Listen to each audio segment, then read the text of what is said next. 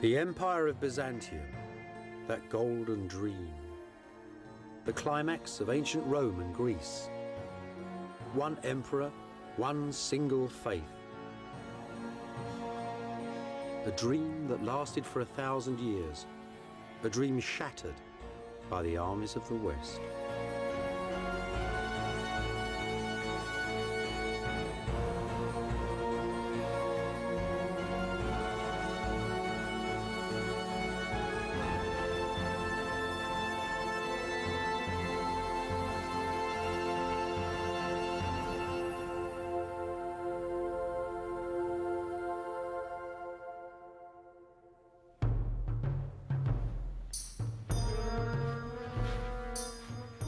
The fame of Byzantium travelled from Iceland to China, from Ethiopia to Russia, to every kingdom on the earth.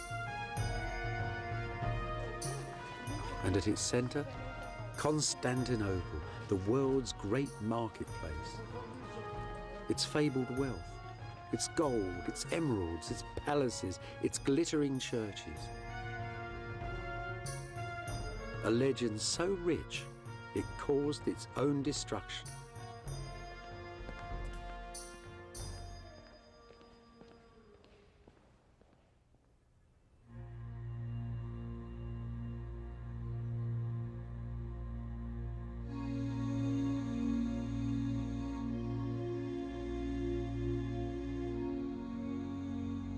Founded in the year 330, the Christian Empire of Byzantium had its centre here, in Istanbul, in modern Turkey. The Byzantines called this city Constantinople. 1,000 years ago, it was the richest city of them all, the eye of all the world. In the very centre, the ancient church of St. Sophia, converted now into a mosque. Here, the emperors of Byzantium met the King of Heaven, the lords of this world and the next, the centre of the Christian universe. Visions of this holy city and its golden emperors filled the mind and the imagination of every medieval prince and king until one day, an army of the Christian West came here and destroyed it.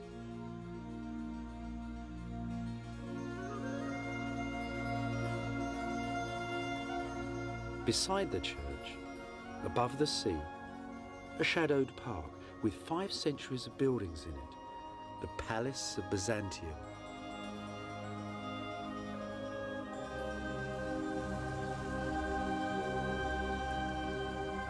A 1,000 years ago, there were gold pavilions here, chapels, mansions, set in a sea of green. An earthly paradise. One of the most potent ancient legends of our planet, the home of God's emperor on earth. So where is the Holy Palace of Byzantium in modern Istanbul? That's a lump of it there. That sad, pathetic pile of brick. You have to go into the streets, into the alleyways. You really need a map. Look, I'll show you. Modern Istanbul. Why the map's always open the wrong way? Modern Istanbul, ancient Constantinople. I'll show you what I mean. Look, there's the great Roman roads coming into the centre of town, the hippodrome where the people met the emperor, the great church just beside it. And there, between that wall and that one there, that whole area was all palace. Dozens of buildings, dozens of churches, all together, high and glittering right across the hill. So you might ask, where the hell is it now?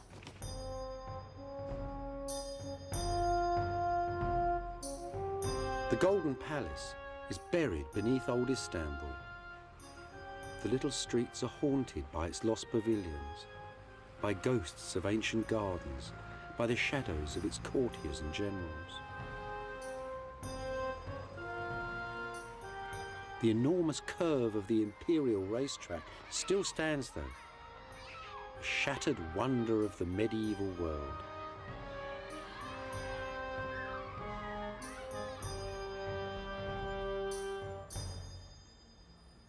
We're right at the very heart of the palace of Imperial Byzantium, and there's a corner shop. Well, at least you could say the Byzantines invented corner shops. They had a law about them. There should be one in every street, they said, for the necessities of life. That there, though, that's something else. That's a part of the palace itself. Just part of the foundations, though. Once they held a great high terrace, not that tea house up there, where the emperors walked each evening in the fading light, their fine silks flowing gently in the fresh sea breezes.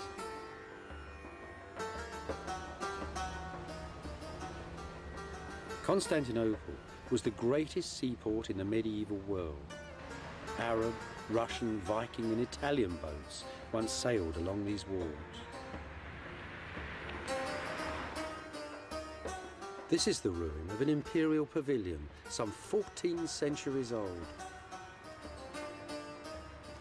The warm sea once splashed against these walls. Those are the doors through which the emperor once walked to board the royal yacht, the Greyhound.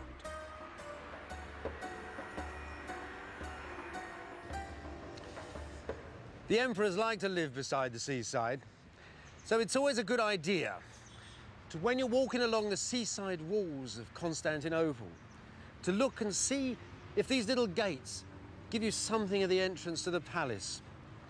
Some of them don't look much today, but they're very interesting. See this Greek text? It's part of a Greek version of the book of Habakkuk, a text we know once was laid around the base of a great statue of the Emperor Justinian that stood in the centre of the city. So this, then, is not an ancient gateway, because that statue was still standing a few hundred years ago. Where on earth can we find the picture of the Palace of Byzantium?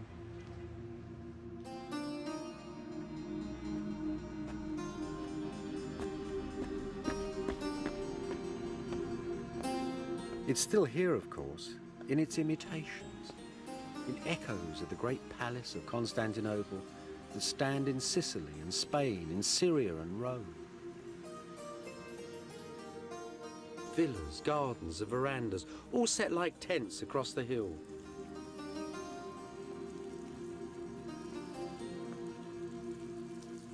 Scented courtyards, splashing fountains, a world that ordinary people never saw. Some of their very stones were plundered from the golden palace of Byzantium.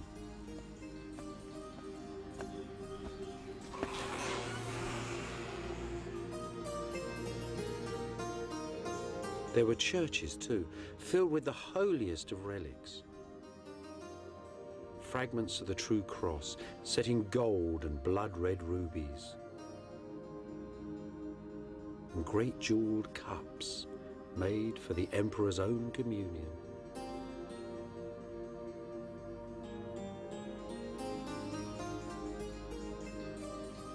And at the heart, at the very center of this magic palace, Byzantium's throne room, the throne room of the Emperor of Christendom. As you approach the imperial throne of Byzantium, you'd have felt as naked as a man on Judgment Day, utterly defenseless. The man who sat on that chair didn't rule by the will of God. He was the will of God on earth. He was God's instrument. He was divine providence personified. Some Byzantines believed that the end of world history would come when that man on that throne took his crown off and laid it on the rock of Calvary. It's probably the most total form of government the world has ever seen. You don't have, for example, participatory government in this. Who can participate in the will of God? You can only bow before it. You can't have morality or loyalty. You can't have good kings or bad kings, because who can know the workings of the will of this astonishing emperor? That is Byzantine politics.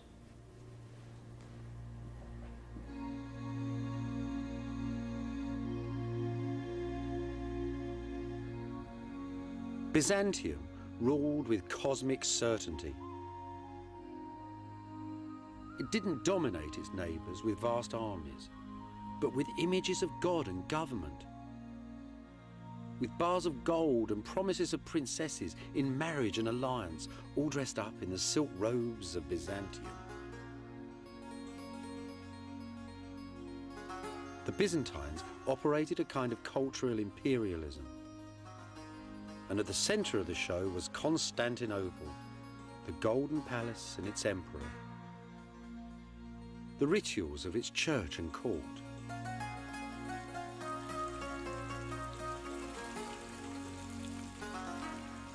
In the 10th century, diplomats and merchants, Easterners and Westerners, all give astonishing descriptions of a weekly procession that wound through the cloisters and the gardens of the palace, all filled with singing choirs, and ran up to the great church of St. Sophia. Behold the morning star, they sang, as the emperor approached. In his eyes the sun's rays are reflected. Adore him, ye nations, bow the neck to his greatness. The whole world agreed that this was the most magnificent, the most awe-inspiring sight on earth. At its ending, the procession passed up a wooden walkway that ran right up to the gallery of the great church and entered St. Sophia through this door.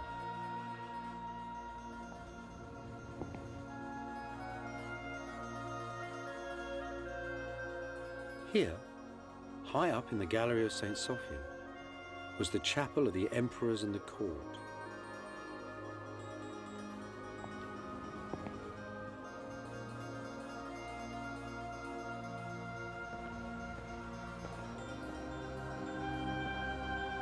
Below the balcony, in the incense and darkness of the ancient church, pilgrims from Asia, Africa and Europe visited and kissed 1,000 holy relics, a little holy land of marble, gold and bronze.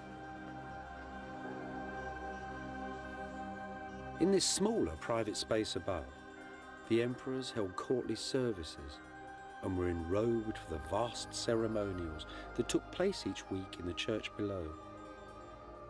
And here they are still, the dynasties of old Byzantium, still walking in the grand procession from 1,000 years ago. That's the Emperor John the Good up there, all decked out in his Sunday best and carrying a bag of gold for the church. He was a good king. He was from the Commagene family. It was a noble dynasty, died out in 1185. That's his wife, Irene. She was a Hungarian princess. See, she's got blonde hair. And that poor little weedy chap round the corner is their son Alexis. John desperately wanted him to succeed to the throne, but he died young.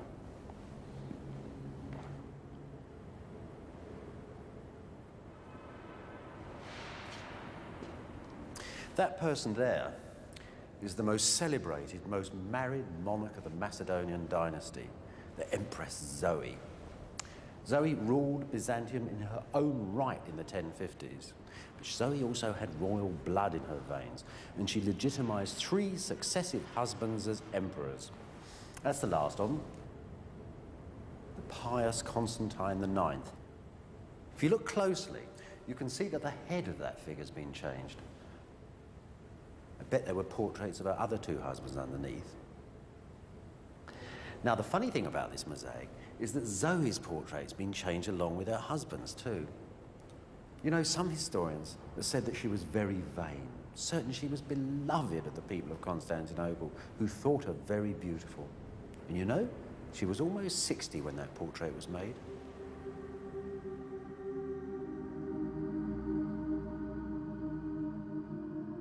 In the year 987, Russian ambassadors came south into the sun to see Byzantium. They told their prince, the ambitious Prince of Kiev, that they couldn't begin to describe the splendor of St. Sophia. They could only say that God dwelt here within it, and they were all baptized. Just as it intended, Byzantium had dominated its neighbours with pious splendour and magnificence. These Russians, though, were tough and warlike. Despite their newfound faith, they still hovered dangerously on Byzantium's northern borders.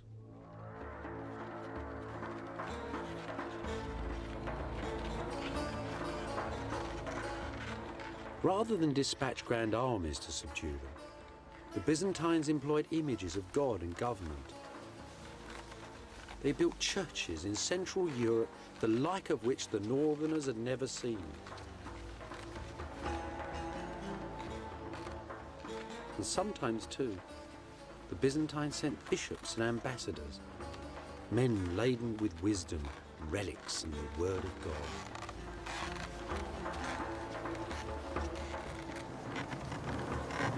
The Byzantines didn't like to travel north in the winter. The diplomats had to go sometimes with little bars of gold stamped with the emperor's name, wrapped in furs and stuffed under the sledge out of the way. The gold to bribe local chieftains to attack one another rather than to go and attack Constantinople. It was a terrifying journey. First of all, you went to a Byzantine border fort. There the governor tried to grab a few of the sons of the local princes to keep them under control. And then you set out across the icy wastes.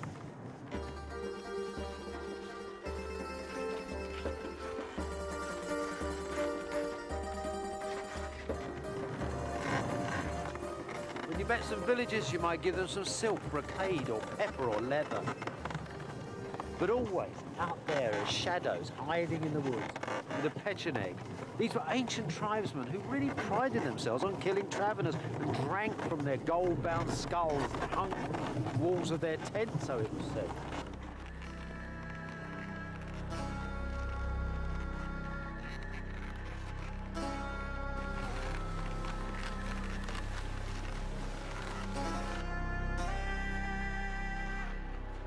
After months of travel, you'd arrive at the side of the frozen river Dnieper and look up at the great fortress of the ruler of Kiev, the prince of the Varangian Rus. Before Byzantium, the princes of Kiev had all lived in wooden huts. These towers and domes and all the dreams they hold came here from old Byzantium. And the story of their making is an extraordinary tale.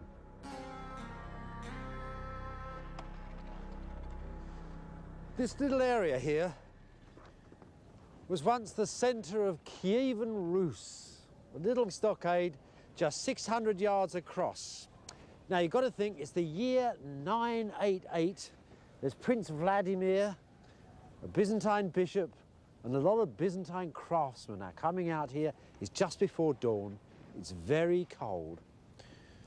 And at a particular holy moment, after a prayer is said, they plant the position of the altar. And then, as the sun comes up and a shadow is cast across the snow, a nobleman called Simon, so tradition tells us, took off a golden belt and they measured out 20 golden belt lengths. And that would be the first church in Vladimir's kingdom. It's an astonishing moment in history. It's the old technology of Greece and Rome, 1,000 years after those empires are gone, going into parts of the world that they had never managed to conquer.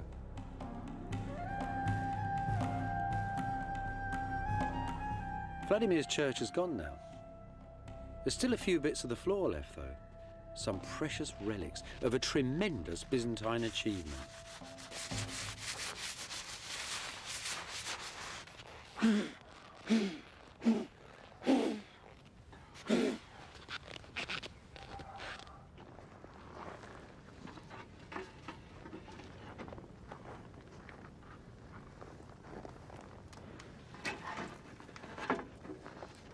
Dziękuję. You know, it's at times like this, archaeology really comes alive. Look, this isn't just a little old bit of brick or mortar or something. These are the first bricks ever laid in Central Europe. It's not just stone on stone either. This is like somebody got into a Cadillac and drove it into the middle of the Amazon and parked it in a village where nobody had ever seen outside people before. This is astonishing. Look, it's only a bit of ceramic and a bit of mortar. You need two separate kiln masters with two separate kilns for that. They have to find the lime to make the mortar. They have to go to the river to find the clay down the road here. They have to build their kilns, cut the trees. And then they got them cutting stone, local stone, hewn from open quarries for the first time. The Russians didn't like working stone. There's an old Russian proverb: it is easier to teach an ill-tempered wife than it is to cut stone. But actually, their real problem was the weather. It was truly terrible. It was either freezing cold, and they complained bitterly that it was so difficult to lay bricks in fur-lined coats and mittens. And then when it thawed, this area was a mass of mud, and they had to devise incredibly elaborate wooden structures to hold the building up at all when they extended the foundations. So this is an extraordinary enterprise. How ingenious those people were coming from the south, how determined. It took them 8 years to get this place up. They learnt, though, the next time they built a church in 5 years.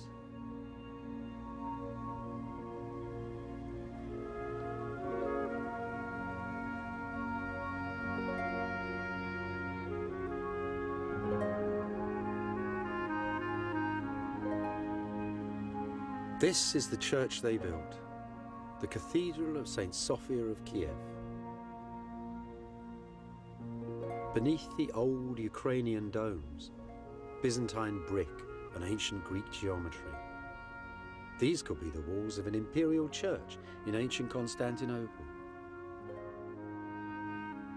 Inside, memories of the palace of all palaces and the church of all churches, the original St. Sophia at Constantinople.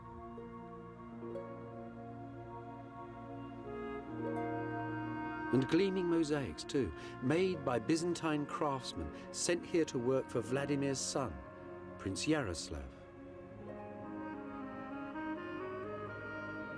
Carefully preserved images of Jesus, Mary and the saints, images of government and holiness to pacify the north.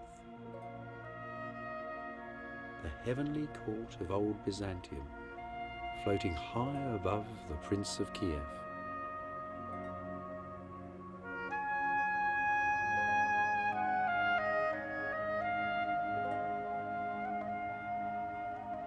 It's a heavenly court, now entirely mirrored in Yaroslav's new court on earth, aided and abetted by a Byzantine bishop who wants him to punish sinners, to feed the poor, and to fight the enemies of Byzantium. But there's something else going on in this wondrous building, something else yet more subtle. It's like a soap opera here. It imparts manner, it imparts gesture. It shows you the Byzantine way of walking and talking. And between that fierce structure and this new manner, the old order of Rus was entirely swept away. But you know, despite all that, the Byzantines never really trusted the Rus. They needn't have worried, though. The Russians had learnt their lesson very, very well indeed. And centuries later, when Constantinople itself had been thrown away, when Constantinople, the second Rome, had gone, then Moscow, the new capital of the Rus, declared itself as the third Rome.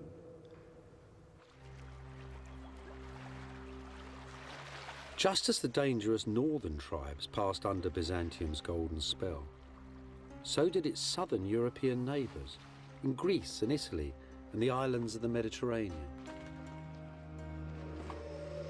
Venice, that ancient little town set on the mud banks of a North Italian salt marsh, was the owner of a powerful fleet of warships, as much a menace to Constantinople as were the tribesmen of the north. Beneath the stones of Venice, then, the bricks and columns, the technology and arts of old Byzantium. Just like Kiev, Venice's first churches and its most powerful images of God and government all came here from Byzantium.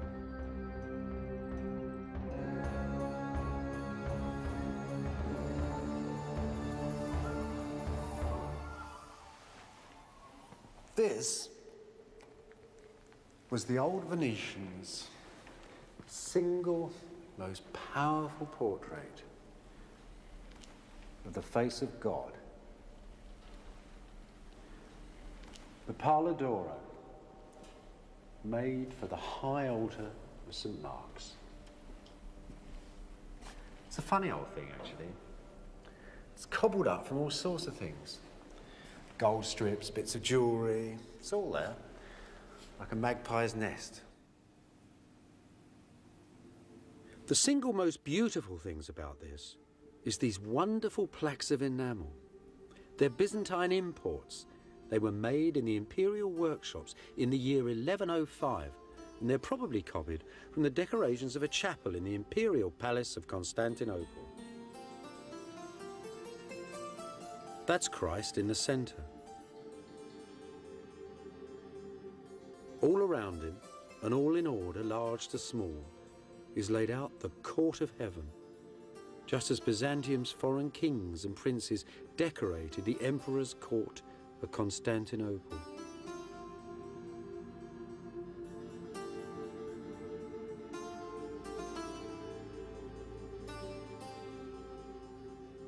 If you were a useful ally for Byzantium, and you sent off 30 or 40 pounds of gold to Constantinople with a humble letter, the emperor might just honour you with some of these panels, pictures of God and your local saints, and portraits too of you amongst the golden prophets and the angels of Byzantium.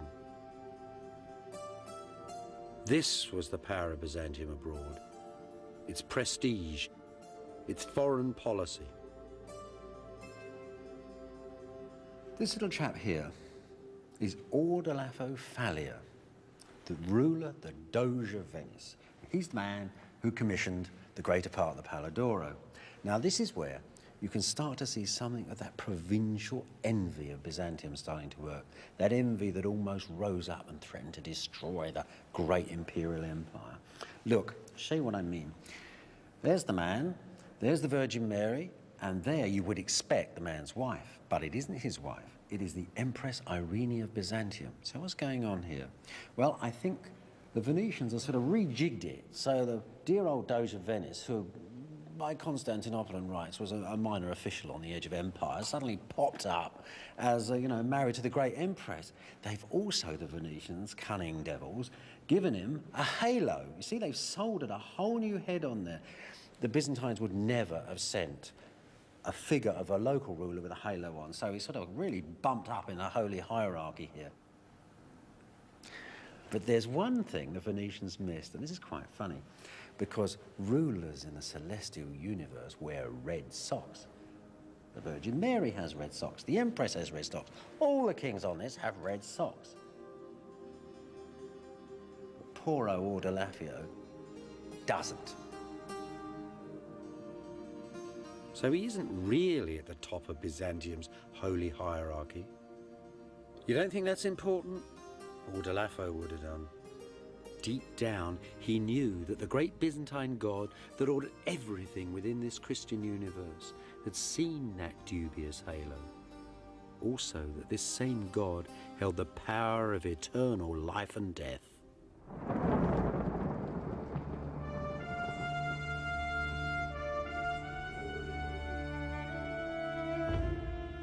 By the Middle Ages, Byzantium's most powerful images of God and government had crossed the Mediterranean and penetrated Central Europe too. And always, at the very heart of this Christian universe, was the golden emperor of Byzantium and the glittering city of Constantinople.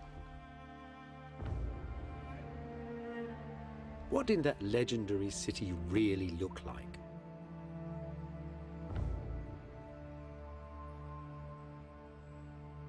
In modern Istanbul, one single precious district of the city still holds something of the air of ancient Constantinople buried underneath it. Part built from the stones of the city's ancient marketplaces, Istanbul's bazaars still stand in Byzantium's thin streets. That old electric mix of races and religions, trades and professions is still here as well, just as it was 1,000 years ago. Oh my God. What are they then? Monsieur, sangsue, Türkçe sülük. Sülük. Leeches. Leeches. Leeches. Yes, leeches. Leeches. So, clean your shoes, clean your blood. Doktor. Eczema. Eczema. Eczema. Romatizma. That's amazing. Old Yeah. Byzantine leeches. Yes. It's good for everything, right? Yes.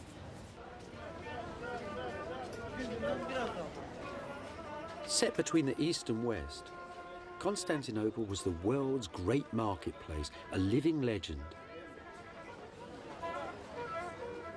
Goods from Byzantium's bazaars are found today in excavations in Sweden and Afghanistan, in England and in Russia. And like Coke cans in the Gobi Desert, they give out a very special buzz. Something for your constipation. Henna for your fingernails. And cumin. Everything the Byzantines had. Sultanas. Bet they didn't call it that. In Byzantium, women mostly made the deals. Nowadays, though, the traders here are men.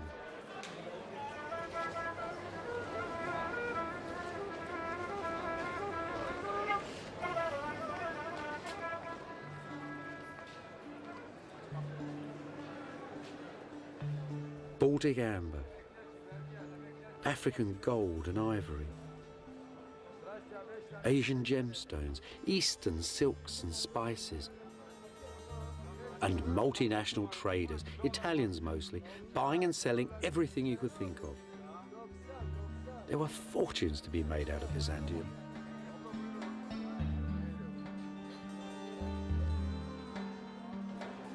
You know, the weavers, the great silk bazaars of Byzantium have been famous for centuries upon centuries. In the West, they just had little bits of Byzantine silk and they used it to wrap the bones of saints and to put upon the high altars of cathedrals.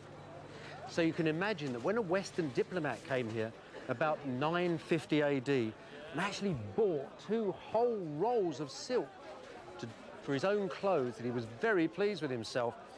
But when the bishop got to the borders, the customs, the Byzantine customs, took the cloth away from him. They said that even great Bishop Luidprand of Cremona, embassy of the King of Germany, wasn't grand enough to wear this fine fabric. You know, the Byzantines had a knack of making great kings feel like little lads from the country. The old bazaars had ancient wisdom up for sale as well. In Byzantium's book market, the best part of the learning of the ancient world was copied out by publishers and merchants. And here it is still today, the oldest bookstore in the world. You know, this is an amazing place. Just think, 600 years ago, there was a very famous Arab travel writer, and he was coming through here, rummaging about in the bazaar looking for books. Ibn Battuta, he was called. Anyway, there he was, rummaging around. There would have been more people here then, lots of scribes actually writing them. And a Byzantine magistrate who was walking through the square recognised him. And the old 2 men got together, the Arab and the Christian, and they sat down and they talked about writing books. They talked about travel and the joys of scholarship. Westerners really loved the book bazaar in Byzantium. They could find things there that were real legends. Magical lost works like this, for example. This is a copy, Greek copy, of an ancient work made in Alexandria by an ancient Greek. And it concerns the workings of the universe. Westerners only knew this from the talk of learned Arabs. Now, after visiting the bazaar, they could actually own a copy of Ptolemy's Alchemist. Books like the Alchemist gave algebra and chemistry to Western Europe. To Westerners, it must have seemed that all the wealth and wisdom of the world was held inside Constantinople and in the houses of the lucky people of Byzantium.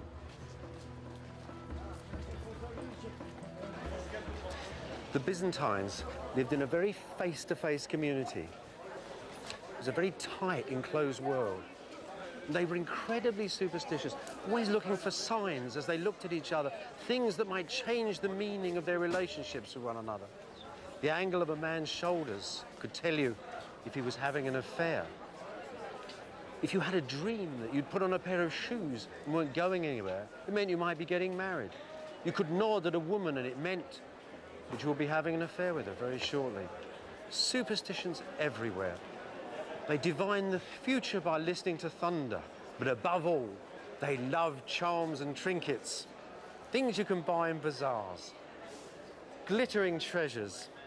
And that is the greatest charm of all. It's been around for thousands of years before Byzantium, and it'll go on for 1,000 years beyond us all. It's a charm against the evil eye. The evil eye, of course, is envy. That thing that's so destructive inside small communities, and so destructive for Constantinople, too. Constantinople was called the eye of all the world. Everybody envied its gold and silk and pretty princesses.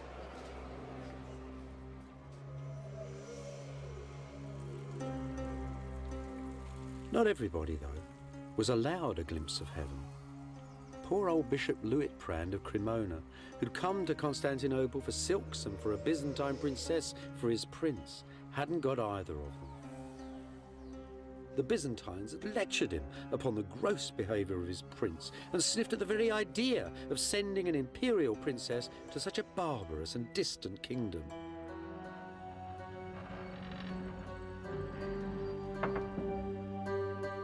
Luitprand greatly resented these haughty Byzantines, especially the great warrior emperor Nicephorus Phocas, who came to the throne in 963. You wouldn't want to meet him on a dark night, Bishop Luitprand reports to his prince. He's a monstrosity in a smelly old robe, a dwarf with the eyes of a mole, disfigured, disgraced, pig-like, an Ethiopian. Every week, Luitprand continues, like some crawling monster, the emperor walks in procession to the great church, and the singers cry, "Behold, the morning star approaches." They might just as well sing, "Come on, you burnt-out old coal, old woman, clod-hopping barbarian."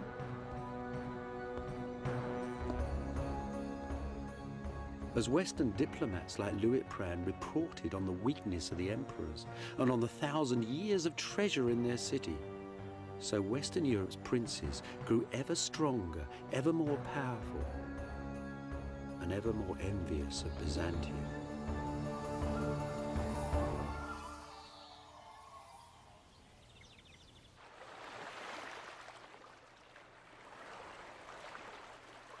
In 1204, the Venetians managed to divert a cutthroat army of crusaders from their sacred vows to capture Palestine for Christendom. Promising them the plunder of Byzantium, they provided lists of the treasures and the holy relics inside Constantinople. On the 13th of April, Venetian war galleys sailed up to the city walls. And the knights of France and Germany, of Italy and England, jumped from the boats onto the battlements. The campaign that followed was a nasty mix of treachery and chaos. At the ending, the city's walls were breached and the imperial throne was overturned. Many Byzantine nobles fled here, to the palace of Blackernay, where they were besieged by Henry, the noble Prince of Flanders. Now, the Venetians knew exactly what was in this palace. They even had an inventory of its contents. And when the nobles gave up the fight, they took everything they could out of the building. Gold, silver, precious jewels, silk, satins, ermine, minever. The haul was tremendous. More booty, it said, was taken from this town than from all the cities since creation. Over the next 50 years, half of Constantinople was boxed up, crated, and shipped out of the city to Venice and the West.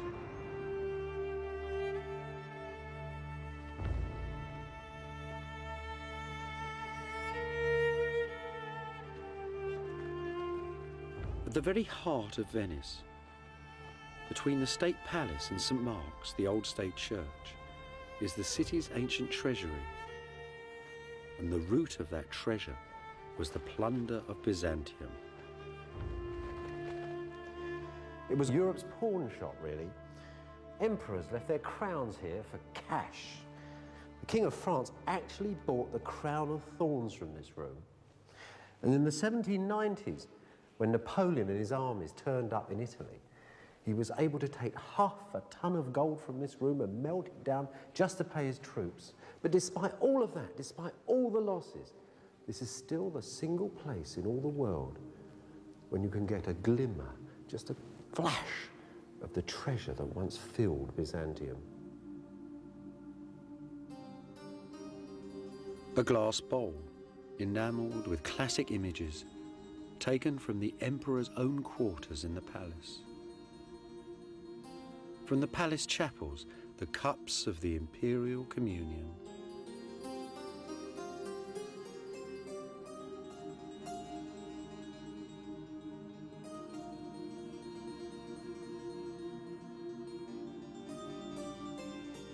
A golden icon of St. Michael, studded with Indian emeralds.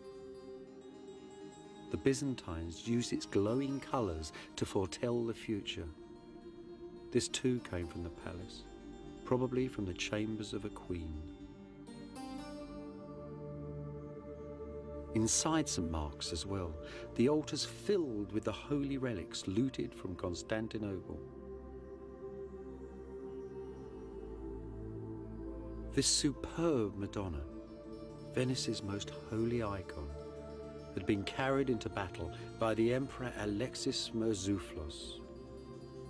The Venetians tore it from his abandoned war chariot.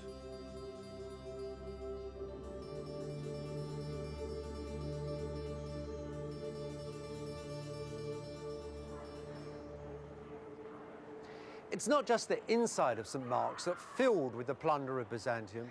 The whole outside of the cathedral is covered in stones stripped from the churches of Constantinople and shipped by the Venetian navy.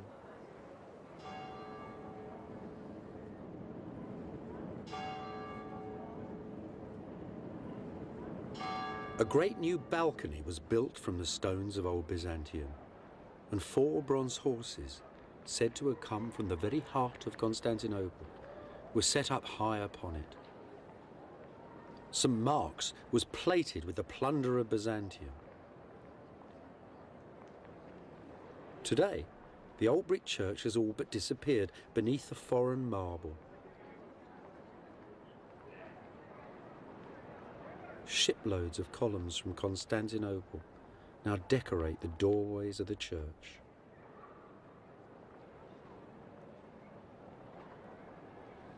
These beautiful square pillars from an ancient church that had stood on the main highway of Constantinople were used as gallows. The Venetians hung criminals from them. Other fragments of this lost masterpiece once stood in Crusader chapels from Spain to Austria. This is an interesting piece. It has an amazing history. You see, when the Venetians first took the sculpture from the boat, they found that one of the feet had been broken off. So they made a new foot out of a lighter, whiter stone. You see that? Now, just a few years ago in Istanbul, a Turkish archaeologist actually dug up the original foot. So now we know where this sculpture came from. It came from a monument of Constantine the Great, the first king of Byzantium, and those were his 4 sons. Think of that. We have bits and pieces here from all ages, all styles. This stone is from Egypt, others are from Syria, from Greece. All that style, that richness that went into Byzantium then has gone to make the city of Venice itself.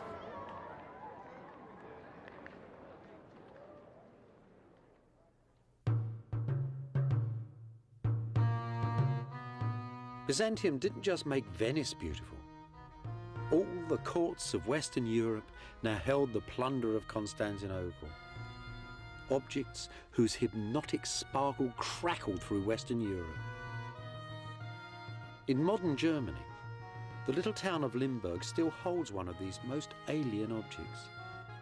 A piece of the cross on which Christ was crucified, transformed by a Byzantine into one of the world's great jewels, and then carried off to Germany by Heinrich von Ullmann, a crusading knight.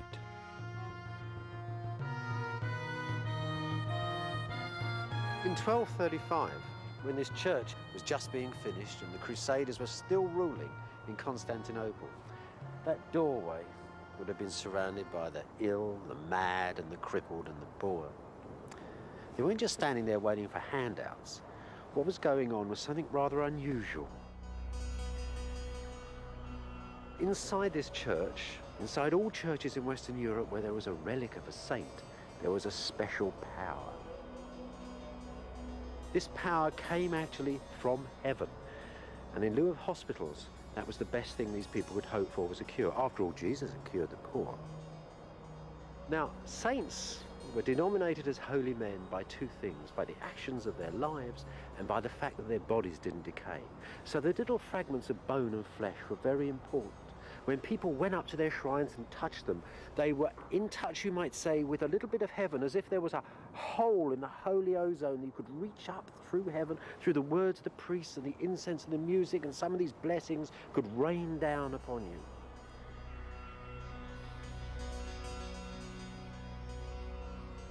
The relics of Byzantium, though, weren't relics of local saints. They'd been brought from the Holy Land. They were the personal possessions, some of the very things that Jesus and Mary had touched, and they were never used to cure the poor. These holy things were held in the imperial churches and in the palaces of Byzantium.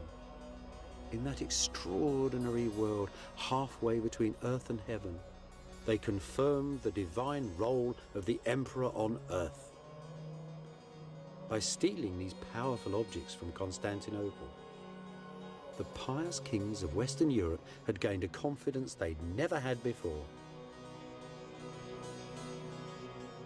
This then, that taking of the relics, was the taking of the holiness of the divine right of kings, the beginning of Western Europe, of Eurocentricity, and almost, you might say, of the modern world.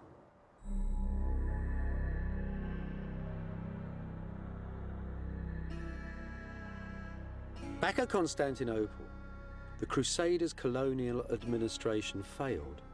The knights couldn't balance the books. Driven by debts and petty wars, they left for home.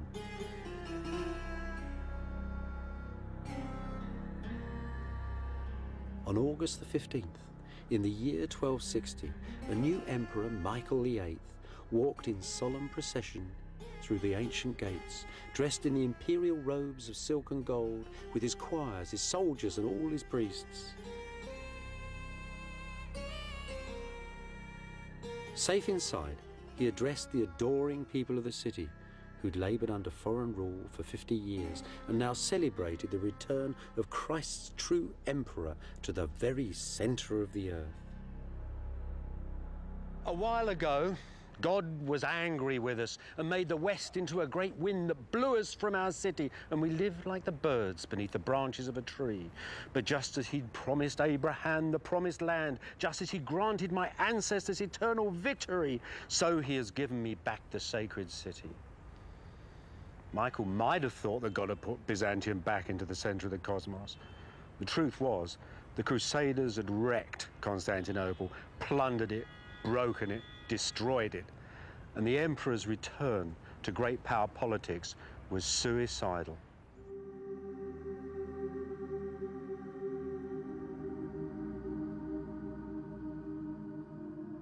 Michael and his Byzantines didn't know that, though.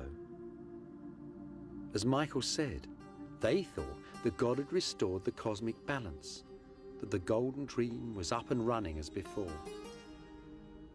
In the imperial chapel, in the gallery of St. Sophia, their artists made a celebratory mosaic for the emperor's return.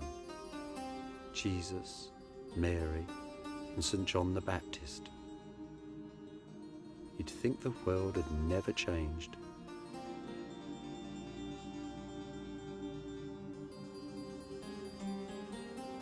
Just 20 feet away, The stone is said to mark the grave of the Venetian who led the Western armies to Constantinople.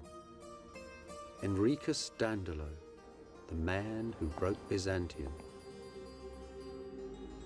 His bones, they said, were thrown out the window into the street, and even the dogs wouldn't eat them. The great mosaic, though, humane, transcendent, optimistic, is the finest single work of all Byzantium's mosaic masters. See how it takes the light. The court of heaven shimmers in the church.